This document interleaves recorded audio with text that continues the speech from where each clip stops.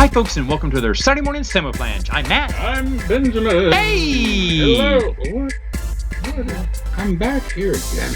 Yes. And You just keep coming back. I like it here. You keep coming I back. have to admit it. They- I like it. But It's just like fun. in Pet Cemetery, sometimes they come back wrong. Like of all the things in the world you could have gone for, Oh no. we go to Pet Cemetery. Pet Cemetery. Happy Thanksgiving, everyone. Bury your pets in the pet cemetery No. and get a Christmas present early. Oh my God. All right. Now I know what I'm compared to in your mind on a moment's notice. Fine. All right. So, hey, there was about a month ago, Hey, man. we did a podcast where we talked about actors that surprised us. Yeah. And afterwards, I thought that would be a great idea for a podcast. So we decided to make that the topic of the day. Actors that we usually hate, that we really love in the particular movie. I don't know. Or no. Yeah. That's how I define it. Yeah. You can define it differently. Because we did talk about our definitions, I guess. Well, what's your definition? I mean, It's up to interpretation. I guess If an actor surprised you that you that's fine too. I don't think it has anything to do with whether I like them or not. Normally, okay, that's fine. It just has to do with like you see the casting and you're like, nah, and then or you don't even, like. That's fine. I didn't even know they were in this, and then it's just like boom. And you blew your mind. And that's fine. I'll accept that. I'll accept different interpretations of the meaning here. But for me, these are actors that I generally hate in every movie. And this is the one time that I thought they did good. Really? And I need to do one is not a movie. I have a non-movie honorable mention, too. Okay. Well, it's not an honorable mention. It's going to make the top 5 because I just realized I wanted to kick him out to an honorable mention. But then I realized, no, I really was surprised. So. Well, I made this. I mean, I guess you can put TV in there too. I just had a TV moment that I think about That's a lot. Fine. Okay, so will there be any crossover? None or one is what I'm wanting to say. None or one. None or one. Dang. It's got to be one or the other. I don't think there'd be much crossover here. I don't know if there will be at all. There's such. You're gonna go 0? Yeah. I'll let you go 0. I'm gonna go 1, though. I doubt. I highly doubt it. I think it's going to be 0. I think you're going to be right. You're probably right. I'm missing one on my list here. You're missing one on your list? Yeah, and so I'm going to let you go ahead. First. I'll go first. I'll give the one that we... I'm going to look at my list while you're talking about your number 5. Go ahead. And you were in on this conversation, so that's okay. When we... The thing that just started back was with when we did the top 5 Tom Hanks movies. And we both agreed, or it was Emma Thompson, I can't remember, but we both agreed that Saving Mr. Banks was just a great movie overall. Oh, my God, yes. And I told you, and you didn't agree, but I told you that Colin Farrell, that's the only movie that I like Colin Farrell in. I thought you liked Colin Farrell. I don't like Colin Farrell that much, no. But I remember telling my wife this afterwards, that is the best Colin Farrell role he's ever had. I said, and I actually loved his character as the dad. It was heartfelt. I just thought it was great. And I was like, I cannot believe this, but that is the only time I've ever, when I saw Colin Farrell, I was like, oh, him, well, at least he's phoning it in for the other, but he was great. He was great in this movie. And like I said, there wasn't a bad character in Saving Mr. Banks, but Colin Farrell was a great character. And I just love him so much because he surprised me. There's no other Colin. We're going to do top 5 Colin Farrell films. You better watch out because Saving Mr. Banks is the only film that he made. And again, my definition is actors who I just do not like, despise. Right. And they actually surprise me. I don't like Colin Farrell either. But you didn't like him in this one either. No, I didn't. Mr. Banks. Like, I really didn't. I mean, I liked. I think also after we recorded that podcast, because that was our Tom Hanks one. Yeah. I remember going home and thinking, I think that Matt misunderstood me because I told you that I had skipped through the. You fast forwarded through the. Yeah. But the first time I saw the movie, I loved the Colin Farrell scenes and the flashback scenes. Loved it because it gave so much depth to Mary Poppins. He was good. I disagree. Okay. Yeah, that's fine. I thought he was fine. I mean, forgettable to me. Like, he usually is. But I mean, I could have done that. Like somebody else, anybody, I feel like it wasn't memorable in a way that other people have done that. Perhaps not. There's nothing I've seen that didn't. I'm like, okay, Colin Farrell's in it. You put freaking anybody in that part, and it didn't feel any different to me. I would disagree, Like, but that's because he surprised me. But what? Because he's normally trash in your mind. He's usually forgettable. Like, he's usually forgettable in everything he does. Okay. But this one, I just felt he really embraced the role. So do you have a number 5? Obviously, you're looking up number 5. Number 5. Yeah. So you don't have a number 5. I guess I don't. Okay, that's fine. I do, but I haven't. You haven't thought about it. Okay. Well, shall I go on to number 4? I wish you would. Okay. Well, I will go on to number 4. Number 4 is my TV exception here. All right. I despise Forrest Whitaker in every role. He's the same stupid character. Sure. And but there's a TV series he did a guest star. Okay, I got one. I got your number 5. I got one. I got to sort them now. I'll give you a back to back in a minute. But go ahead. But he gave me it was called The Shield. Was a TV series. I think it was season 3.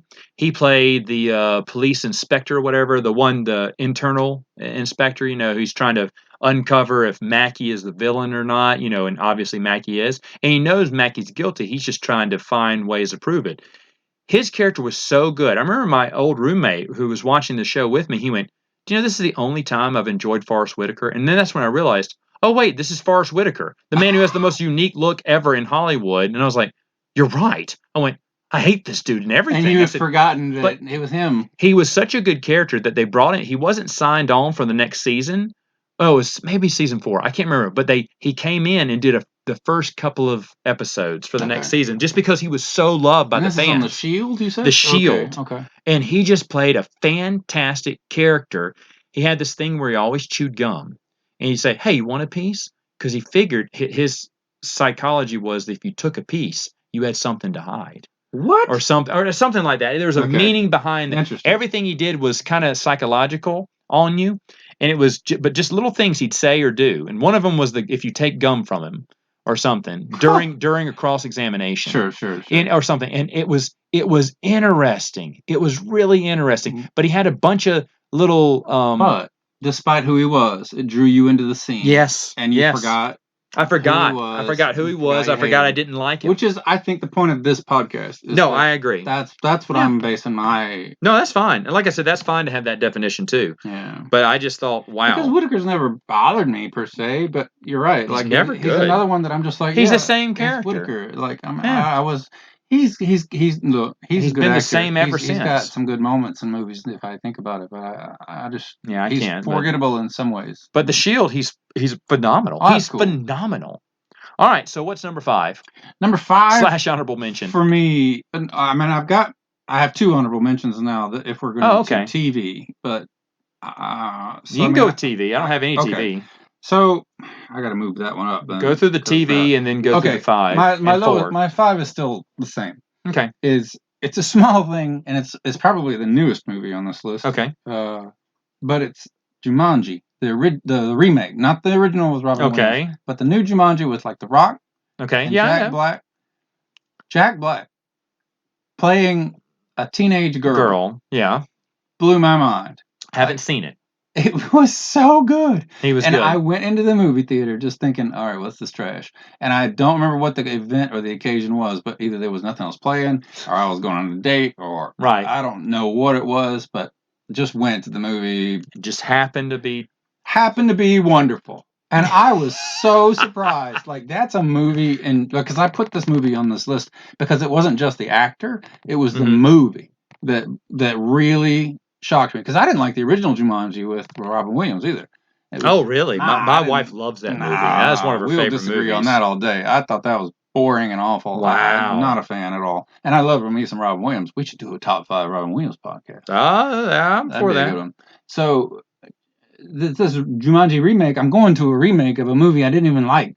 And I don't like necessarily The Rock. You talk about somebody who's the same and everything. But but I love Jack Black. He's great. And I got to see him perform live in Oregon at Tenacious D, and that was magnificent. And he's just as fantastic live as he would be, as he is in his movies, just FYI. And, but just seeing him do that part, it was so it's weird. It was such a mind trip. It's like, you know how when you're sometimes your brain tricks you, and it's like you're wearing a hat right now. Right. You know how when you take your hat off or your sunglasses and are you on your feel head, like it's still and there. you feel they're there. And the only way you can make that feeling go away is if you touch your head. And you're like, okay, they're not there. What? Will you stop thinking it's up there, Right. or whatever? Or if somebody else puts your hat on you, like, it doesn't feel right until you put it on and adjust it. That's me, maybe, but it was such a weird dichotomy seeing an overweight brunette man, playing a young blonde girl, or whoever the cheerleader was in the opening scene. But I kept seeing the girl in Jack Black's performance, and it was weird. Wow, that's good. It was a weird brain tease. That's a good. Because he nails it. It's perfect. Just your typical little bubblegum chewing teenage girl or whatever. And I've completely forgotten what she looks like. I don't remember the characters in the beginning, and then they become the characters. Right. Yeah. And then they come back at the very end. I know. But it just really gave me a trip to come out of it several times. Like, oh my God, it's Jack Black. So good. He was great. He was still Jack Black. But it was his performance as that girl. That was believable and took you out of the moment. It was believable enough that it tripped my brain out. So that's why I liked it. And what are your 2 TV honorable mentions? So my honorable mention is like a YouTube clip, really, and it's from Jimmy Fallon, the Tonight Show with Jimmy Fallon. And Jamie Foxx shows up. Okay. And he's got him on as a guest, and it was his first time on the show, I think. But it was maybe the first time Jimmy Fallon, because his thing is he plays games with his actors. Right. I don't know how much Jimmy Fallon you've watched, but I know he plays games. He plays games and stuff. And so one of the things, he has this wheel of musical impressions. And so they spin the wheel, and it randomly drops on an artist and a song or whatever, or a genre or something like that.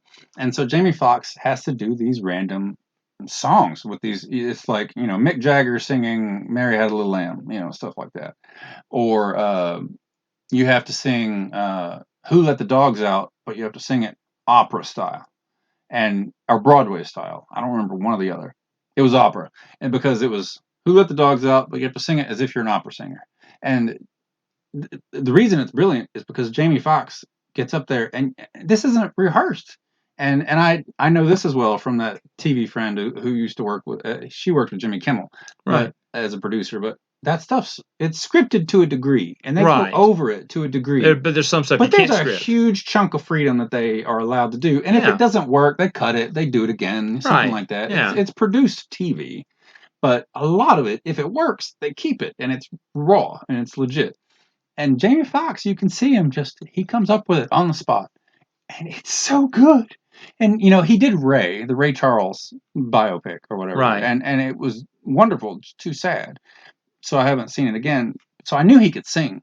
Mm-hmm. But dude gets up there and just nails it. Gets up there like Phantom of the Opera, and he puts his hand over his eye and he says, "Who let the dogs out? Who? It was me." And he just nails this operatic performance as "Who Let the Dogs Out" as Fantome, or whatever. It's like, what am I? This is incredible, and it's one of the YouTube clips. That's pretty talented. I stand up and watch. I stood up and applauded in my bedroom the first time I saw that, and it's one of the YouTube clips I could go back and rewatch just about any time. So definitely worth looking up. Gotcha. So, and what's the second one? And they've come back to do that several times since then, because it was so good. Yeah. So they brought it back. Number 2. The other, as far as TV goes, is John Lithgow as Churchill. In The Crown. I've never seen this. So I love Netflix's The Crown, and I'm a big fan of the show. But if you forced me to choose an episode, there's an episode where Churchill he paints. It focuses on him a lot, and he's painting at the pond. Mm-hmm. And they hire an actor for Churchill's something birthday, forever. He's old. And 75 maybe. Right. And actor comes in who we don't know from the series. And he has to come back and sketch him first, and then he has to paint him. So obviously, naturally, this is an arduous process. It takes several visits, and so they get to know one another. And Churchill's very derisive at this point. He's very egotistical. He's very like, I'm better than Churchill. You. I know what I'm doing. Yeah. Like, don't patronize me. And this other guy is fairly young, and he's in his like maybe late 30s or early 40s, and so he's like, you don't know anything about art. You're too young. Whatever. You can't possibly. You're an American or whatever. Or no, he's British, but I don't remember. It doesn't matter. Point is that they come to have a mutual understanding of one another because they both had children who had died. And so they have this beautiful moment of sharing that grief with one another and seeing it unspoken at first through each other's art. And he ends up painting Churchill as an old, riddled man because that's what he is. And Churchill's furious. He's incensed. Yeah. And burns the damn thing eventually. And apparently that's historical. Like he ended up burning it and throwing it away, and it was considered one of the lost treasures of the world, kind of thing, because it was perfect. But Churchill or John Lithgow, when I think of him, I think of comedy. Either the Twilight Zone with him staring out of the plane. Right. No, I got you. Or I think of Harry and the Hendersons. Oh, Harry and the Hendersons. Oh, yeah, you're right. Yeah. Harry and the Hendersons is terrible. It's wonderful though. At the same time, poor Lithgow. And then Third Art from the Sun. Oh my gosh, one of the best things I've ever seen. And as far as him, everyone else is forgettable to me, but him, brilliant. But this dramatic, full-on Churchill, because there's a lot of people who've played Churchill in the past. Wow. Like we've talked about before, how certain performance can solidify a character in your mind. Yeah. Like I feel like him. He is Churchill. That blue, and it's incredible. Just details like he apparently, because Churchill famously had like a really nasally sort of like always talk like this kind of thing. Every single take, Lithgow would shove cotton up his nose. And they say cut, he'd have to pull this freaking, boogers everywhere. And he's like, and he felt so bad because he's with these beautiful actresses and he's like pulling snot out of his nose between every shot. But like, I'm pretty sure he won an Emmy for that role too. And just killed it. But stuff like that, where he shoved cotton up his nose for every take. Wow. And he does a lot in that show. And just, and he's old and crumpled and like falling over, and guy's amazing. If I was thinking about it, I probably would have picked him for Dexter season 3 as the Trinity Killer. Dexter's on the list. I forgot. Is he a killer? Oh, ooh. He is the best, and everyone says the show didn't get. I think it may have been season 4. Now, no, it was 3. I think he's the Trinity Killer. It's either 3 or 4. I think it's 3. Season 3, and it's probably everyone says that's the pinnacle of Dexter. Okay. Because no one could beat John Lithgow's performance. No way. And he is... That alone might make me watch Dexter now. He is brilliant in season 3. Brilliant. It's a fantastic season. So it's not a one-off character episode. No, it's an arc. Okay. It's an arc. Now I'll watch it. And, Dexter kills serial killers, and Trinity Killer is this old killer who's been around for years, and Dexter would love to kill him, but somehow becomes a friend of his and learns from the master, but who's playing who? And it's a really good season. And John Lithgow, my wife loves Third Rock from the Sun as well. French Stewart was also one of her favorites in that one too. Oh my God. Yeah. Okay, and and so anyway, but the thing is though, that would probably, I don't know, that now that you say it, John Lithgow for Dexter would be another good one too, because I didn't see that coming either. Yeah. But all right, so what's number 4? Because I've already just done my number 4 too. Wait, that's right. You did. Yeah, I did another one. Oh, those are my honorable mentions. You're right. Yeah, honorable mentions. Moving on is one of my all-time favorite sci-fi movies, and truthfully, I think this was more of I went back to watch it and realized, like, oh my God, I knew he was in this, but I had no idea how good he was and how much of a range he's got until I saw this. And this was still years ago, and I've only appreciated Gary Oldman ever since. And it's The Fifth Element. And he plays Zorg. I know who he plays. And I know Gary Oldman in that. He's the villain with the big gun, the kind of shaved head. Yeah. With the kind of dome head over it and everything, with the long black hair. And it's great. I hate that movie. I hate Gary Oldman in it too. A lot of people hate Fifth Element.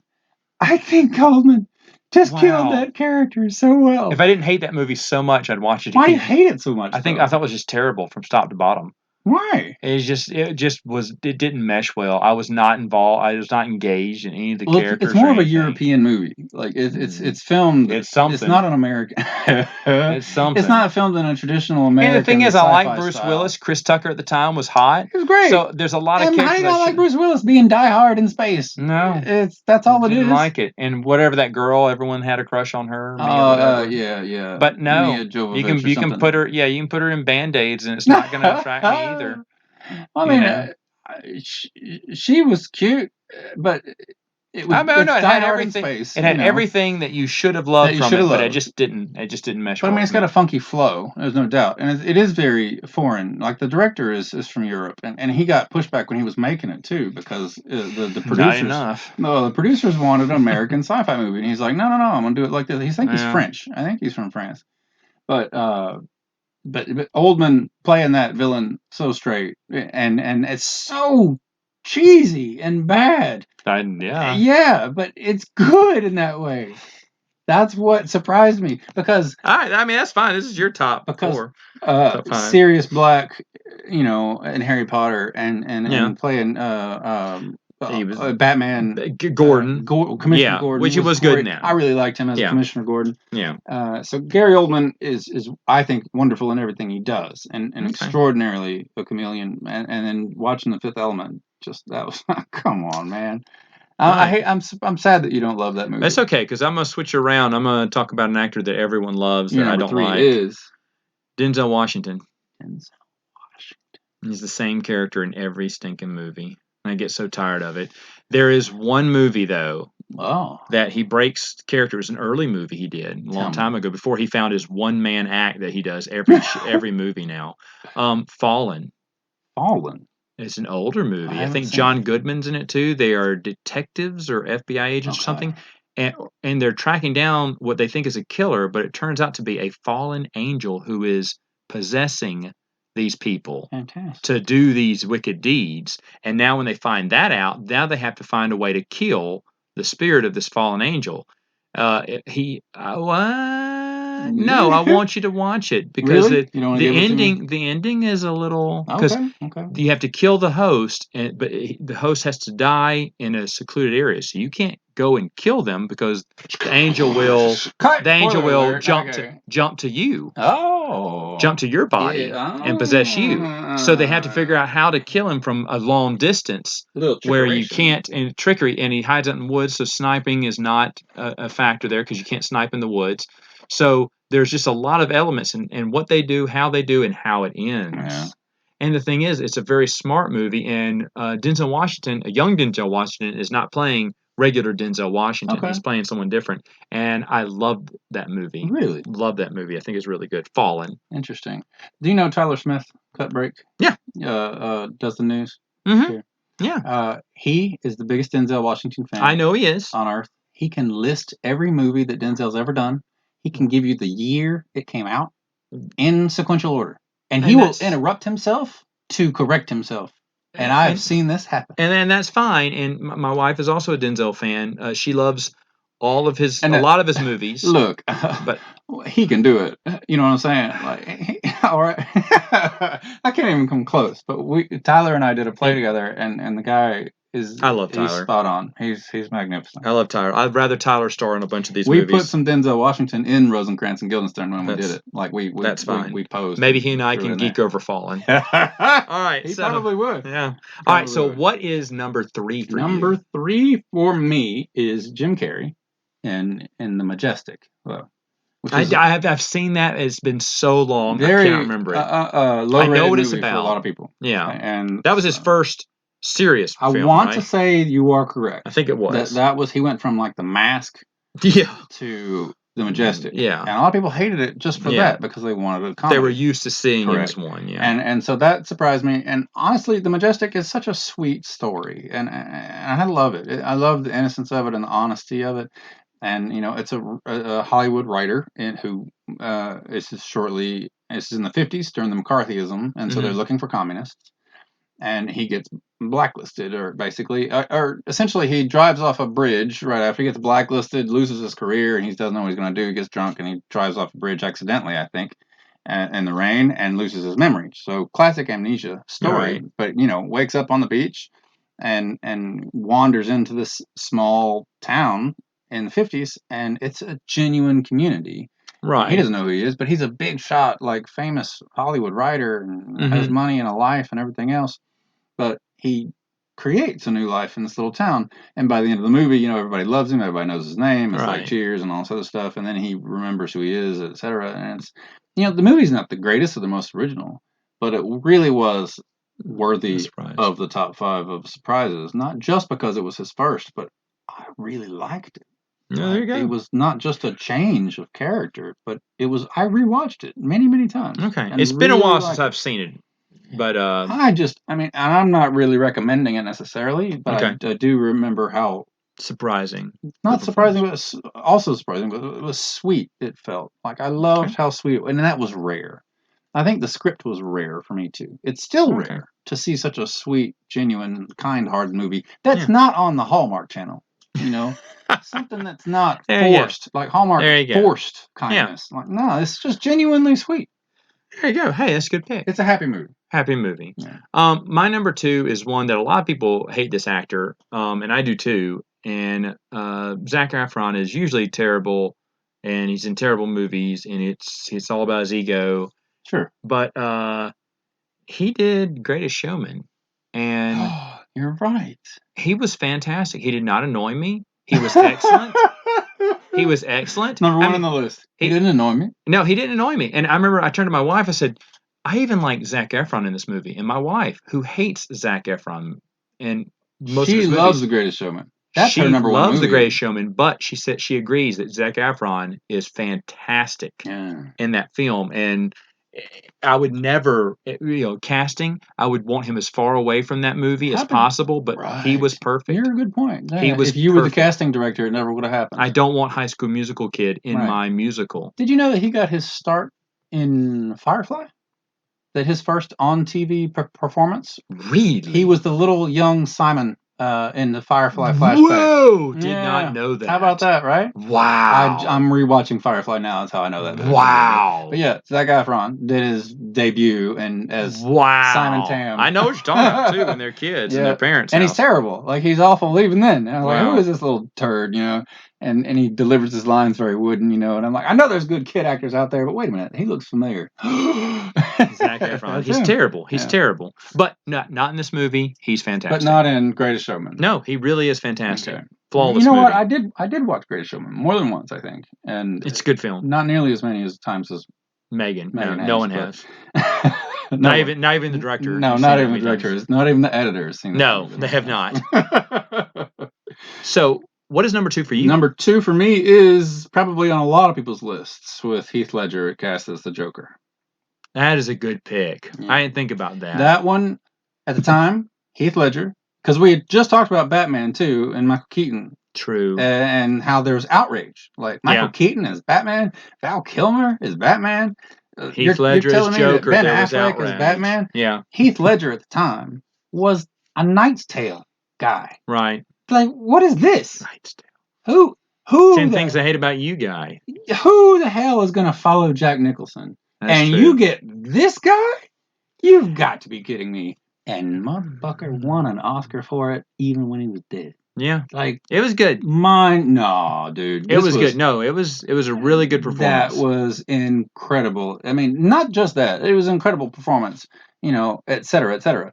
But as far as top 5 actors that surprised me, that one really blew my socks off. With I didn't think he was going to be good either. No, I didn't think that movie was going to be that good. No, I really didn't either. Like, I walked into it with so much. Because even looking at some of the pictures of him, I was like, oh, geez, please, come on, get out of here. Yeah, that just really blew my mind to see that guy. Because I agree with that. I love A Knight's Tale. Like, it's a cheesy as hell movie. Is that the one that has rock music? Yeah, with Queen I love that. I love that. It's so good. I do enjoy that movie. And David Bowie played all the time, which are 2 of my favorite bands.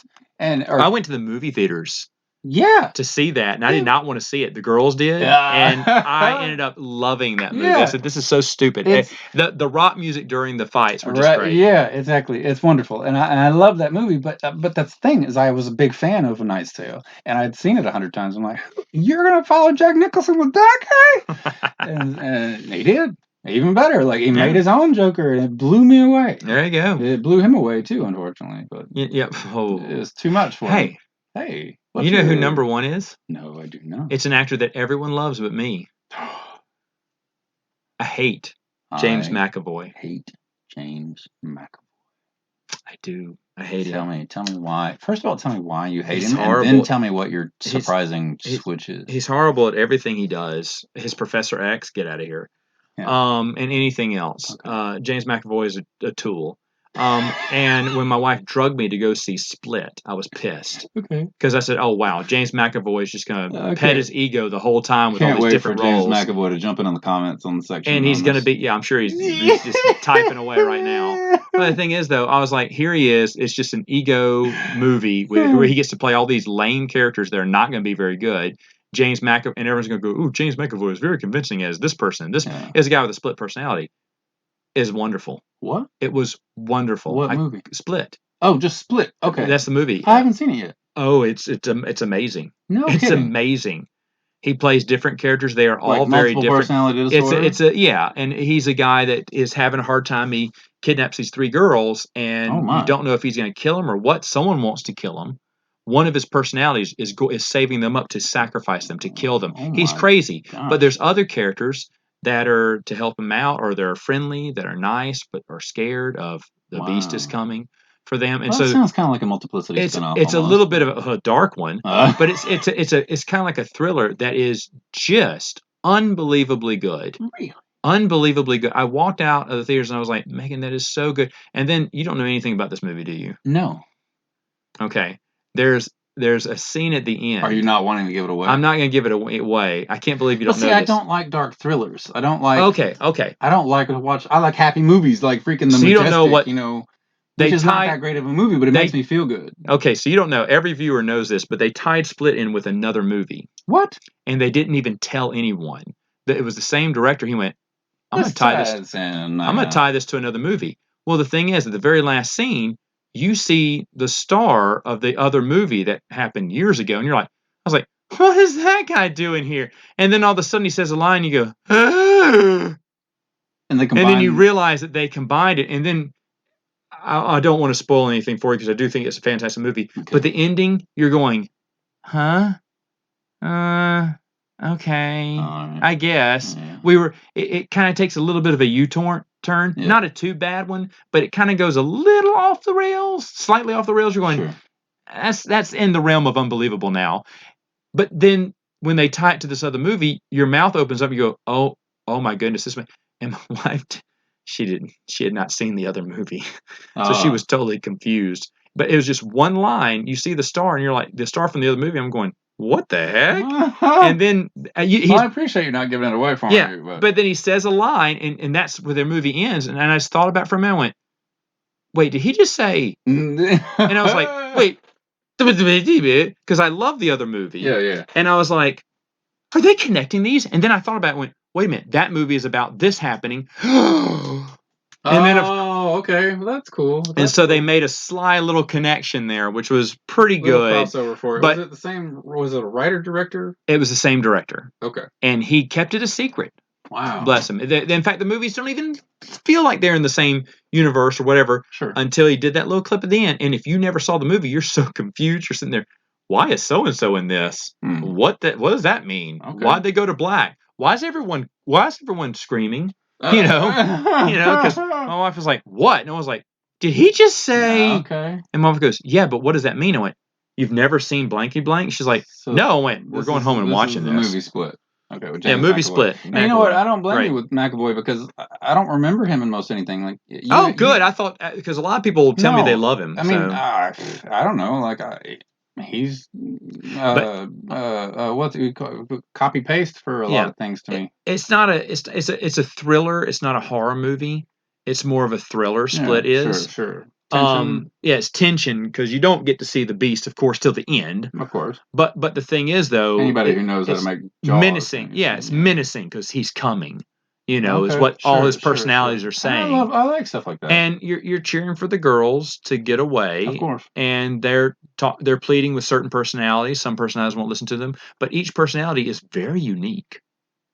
And it's very interesting. Actor's dream to watch. Yeah, I mean, and to be honest, yeah, it was great. All right, so what is your number one? My number one is we've talked about before, Will Ferrell in Stranger Than Fiction. I agree with you on that. I was so surprised with his casting. I think that's a movie that I did watch because of Emma Thompson, which I think we talked about this during that because it is one of my top 5, I think. I watched it because my brother told me to. And Will Ferrell, straight comedy, Saturday Night Live, goofy, wonderful comedic actor who can play anything you give him with a straight face and is the best at it, in my opinion.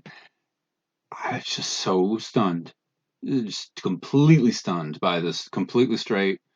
It's not a funny movie per se. Like it's just a great story. About a guy and his wristwatch, and he never cracks a joke. He never makes you laugh. The whole thing. No. There's no reason to, and really good. It was great. Yeah, I was just that one, and that's the only time I've ever seen Will Ferrell do something straight that wasn't just Will Ferrell being Will Ferrell. And he's 100%, 10 out of 10, best at his game with comedy. But the dude's got chops. Like really impressed me too with Stranger Than Fiction.